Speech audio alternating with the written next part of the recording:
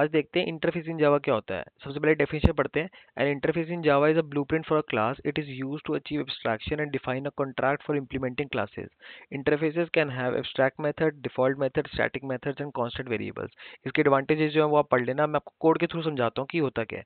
देखो, सबसे पहले तो हम कैसे क्रिएट करते हैं उसको बताता हूँ। यहाँ पे मैंने इंटरफेस सेलेक्ट कर लिया। यहाँ पे हम ले लेते हैं एक एनिमल नाम का हम इंटरफेस बना लेते हैं। ठीक है, यहाँ पर हम सबसे पहले तो एक एब्स्ट्रैक्ट मेथड बनाएंगे, वॉइड लिख दिया और लेट्स से आपने ये साउंड लिख दिया मेथड का नेम, और यहाँ पर कुछ नहीं करना हमें, इसकी कोई इम्प्लीमेंटेशन कोई लॉजिक नहीं निकला, बस हमने ये मेथड डिक्लेयर कर दिया। ये होता था कि ये पहले जावा में क्या होता था कि हम यहाँ पे सिर्फ इंटरफेसेस के अंदर मेथड जो है वो डिक्लेयर कर सकते थे। ठीक है, तो हमने ये मेथड डिक्लेयर कर दिया। अब मैं ना एक क्लास बनाता हूँ, मेन क्लास, जैसे कि हम हमें बनाते ही हैं। ये मेन क्लास बनाई मैंने इसके अंदर। ठीक है, मेन मेथड ऐड कर दिया। अब प्रॉब्लम क्या है ना कि मैं इस एनिमल इंटरफेस को डायरेक्टली उसका ऑब्जेक्ट यहाँ पे क्रिएट नहीं कर सकता। जैसे हम क्लास का कर लेते हैं वैसा मैं इसके लिए नहीं कर सकता। देखो वो एरर दे रहा है ना, वो क्या कह रहा है एरर में, वही can not instantiate the type animal. तो इसको अब ऑब्जेक्ट इसका बनाने के लिए हम कर क्या सकते हैं, हम एक इम्प्लीमेंटेशन क्लास बना सकते हैं। इम्प्लीमेंटेशन क्लास कैसे बनेगी, क्लास ली और यहाँ पे दे दिया एनिमल IMPL। ठीक है, अब यहाँ पर ये क्लास है तो इसको इम्प्लीमेंट, उसका इंटरफेस की जो फीचर्स हैं जो है उसको हमें ऐड ऑन करने के लिए इम्प्लीमेंट ये कीवर्ड यूज करेंगे और उस इंटरफेस का नाम हम यहाँ पे लिख देंगे। देखो जैसे ही मैंने यहाँ पे उसका नाम इंपोर्ट किया, मतलब उस इंटरफेस को यहाँ पे इंपोर्ट किया, तो मुझे वो एरर दे रहा है। क्या दे रहा है कि इसके इम्प्लीमेंटेड मेथड्स को हम ऐड कर लेते हैं। देखो यहाँ पे तो एनिमल इंटरफेस के लिए मैंने सिर्फ मेथड डिक्लेयर किया था, उसका जो लॉजिक है वो हम कहाँ पे डिक्लेयर करेंगे, अब वो इम्प्लीमेंटेशन क्लास में यहाँ पे करेंगे। तो यहाँ पे मैं प्रिंट कर लेता हूँ, क्या प्रिंट करते हैं, this animal makes a sound. ठीक है, मैंने मैसेज प्रिंट कर दिया, यहाँ पे ओवरराइड कर दिया।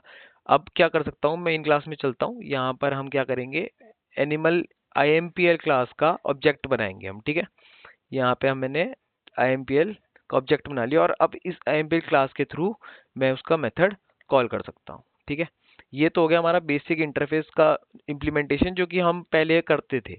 अब जावा 8 के बाद क्या हुआ कि उन्होंने बोला कि भाई देखो यहाँ पे तो अभी तक तुम सिर्फ मेथड डिक्लेयर करते थे ना, अब तुम स्टैटिक मेथड बना सकते हो। स्टैटिक कैसे बनाओगे, स्टैटिक इंट उसका रिटर्न टाइप ले लेते हैं हम। ठीक है, और यहाँ पर हम लिख देते हैं ऐड, बनाते हैं एक ऐड। वैसे इसका एनिमल और ऐड कुछ जा नहीं रहा, आप इसको अलग इंटरफेस में भी बना सकते हो, बट मैं आपको एग्जांपल के लिए बस समझा रहा हूँ। अब देखो, अब तक क्या हो रहा था कि यहाँ पे हम सिर्फ मेथड डिक्लेयर करते थे, अब हम क्या कर सकते हैं, हम इसके अंदर कुछ लॉजिक्स भी डिफाइन कर सकते हैं। स्टैटिक मोस्टली जो कांस्टेंट हमारे लॉजिक्स होते हैं ना, उनके लिए हम यूटिलिटी के जो हमारे मेथड्स वगैरह होते हैं उनके लिए हम करते हैं। यहाँ पे ऐड फंक्शन है तो हमने यहाँ पे लिख दिया ऐड A+B और यहाँ से रिटर्न कर दिया। देखो मेथड बन गया, कोई एरर नहीं आ रहा। अब इसको ना मेन क्लास में जाके हम डायरेक्टली भी कॉल कर सकते हैं। देखो इसको अगर मैं अभी के लिए फिलहाल के लिए कमेंट कर दूं और मैं डायरेक्टली अभी इंटरफेस का नाम लिखता हूँ, इंटरफेस का नाम हमारा क्या है, एनिमल है, करेक्ट, एनिमल है, और यहाँ पर एनिमल लिखकर उसका अपने मेथड का नाम लिखा ऐड,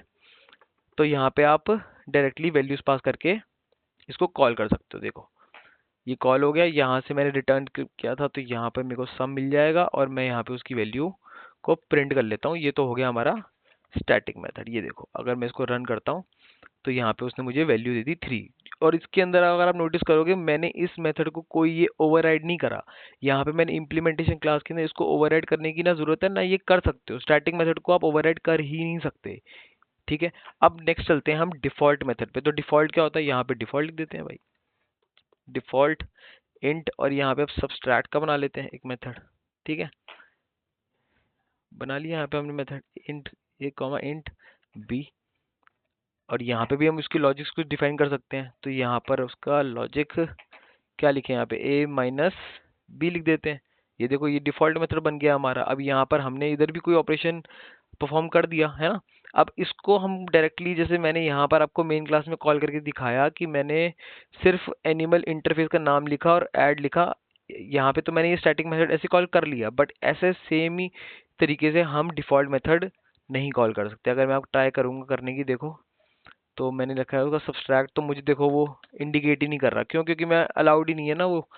अगर मैं जान के भी लिखूंगा ना यहाँ पे तब भी वो चीज़ अलाउड नहीं है, ये चीज़ वो सपोर्ट नहीं करता। देखो नहीं कर रहा, तो इसको कॉल करने के लिए हम क्या करेंगे, इसको कॉल करने के लिए हम इस कमेंट को जो है वो अभी हम करेंगे अनकमेंट और एनिमल IMPL जो इस क्लास के थ्रू हमने यहाँ पर उसके फीचर्स ऐड ऑन किए हुए हैं, इसके थ्रू हम डायरेक्टली हमने अभी इसके एनिमल के सब्सट्रैक्ट मेथड को भी IMPL के अंदर ओवरराइड नहीं किया, ना करने की जरूरत है। वैसे हम कर सकते हैं बट हमने किया नहीं है अभी तक। और उसके बाद भी अगर हम यहाँ से डायरेक्टली कॉल करेंगे ना, तो हम उसको कॉल यहाँ से कर सकते हैं। ठीक है, यहाँ पे हमें वैल्यू मिल जाएगी सब्सट्रैक्ट करने के बाद और हम उसको प्रिंट करवा लेंगे sys.out। ठीक है, तो अब आपको समझ में आ गया होगा कि डिफॉल्ट स्टैटिक और जो एब्स्ट्रैक्ट मेथड है उनके अंदर कैसे हम खेल खेल सकते हैं इंटरफेस के अंदर। ठीक है।